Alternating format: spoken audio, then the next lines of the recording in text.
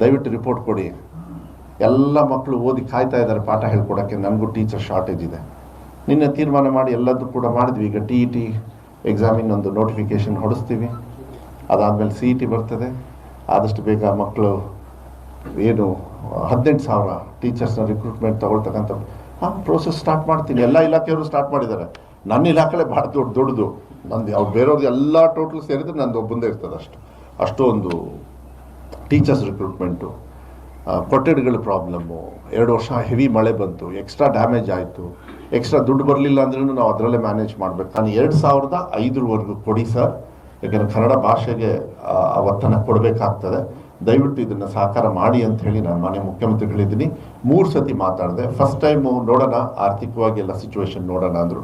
Second time ಆಯಿತು ಯೋಚನೆ ಮಾಡೋಣ ಅಂದರು. 3ನೇ ಸತಿ ಏನೂ ಹೇಳಲಿಲ್ಲ.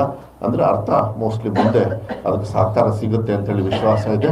ಅದು ನೆಕ್ಸ್ಟ್ ಆಯ್ಕೆ ಬಜೆಟಲ್ಲಿ ಅನೌನ್ಸ್ ಮಾಡಬೇಕಾಗತ್ತೆ. ಆವಾಗ ಆಟೋಮೆಟಿಕಲಿ ಅವ್ರನ್ನೆಲ್ಲ ಇದ್ರ ಜೊತೆಗೆ ಹಿಂದಿನ ಸರ್ಕಾರಗಳು ಯಾರೋ ಅನುದಾನಕ್ಕೆ ಒಳಪಡಿಸಿರ್ತಕ್ಕಂಥದ್ದ ಗ್ರಾಂಟಿನೇಡ್ ಆಗಿರೋದನ್ನ ಟೀಚರ್ಸ್ ರಿಕ್ರೂಟ್ಮೆಂಟ್ ಮಾಡಿರಲಿಲ್ಲ.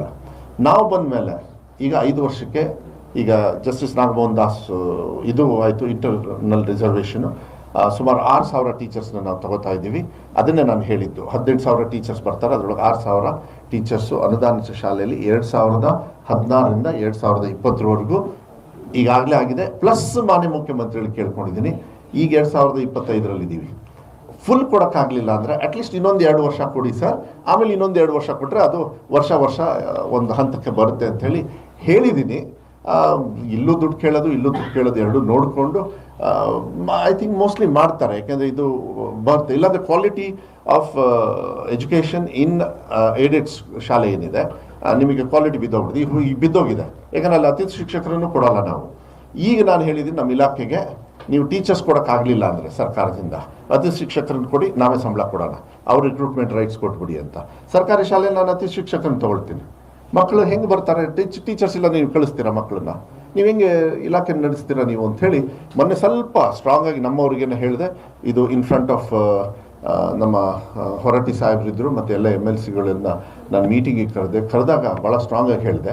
ಮೋಸ್ಟ್ಲಿ ನೆಕ್ಸ್ಟ್ ಇಯರಿಂದ ಅತಿಥಿ ಶಿಕ್ಷಕ ಎಲ್ಲ ಟೀಚರ್ಸ್ ತಗೊಳ್ಳಿಲ್ಲ ಅಂದರೆ ಇನ್ ಬ್ಯಾಲೆನ್ಸ್ ಆಫ್ ಇಯರ್ 2025 ಮೇಲೆ 25 5 ಇಯರ್ಸ್ಗೆ ಯು ಹ್ಯಾವ್ ಟು ಗಿವ್ ಅತಿಥಿ ಶಿಕ್ಷಕರು ಒಂದು 4-5 ಸಾವಿರ ಆಗ್ತಾರೆ. ಆಗಲಿ, ಏನಾಗಲ್ಲ. ಮಕ್ಕಳಿಗೆ ಎಜುಕೇಷನ್ನು ಕನ್ನಡ ಮೀಡಿಯಮ್ಮು ಮತ್ತು ಅನುದಾನಿತ ಶಾಲೆ ಉಳಿಸಬೇಕು ನಿಟ್ಟಿನಲ್ಲಿ ಇದು ನಡೀತಾ ಇರ್ತದೆ.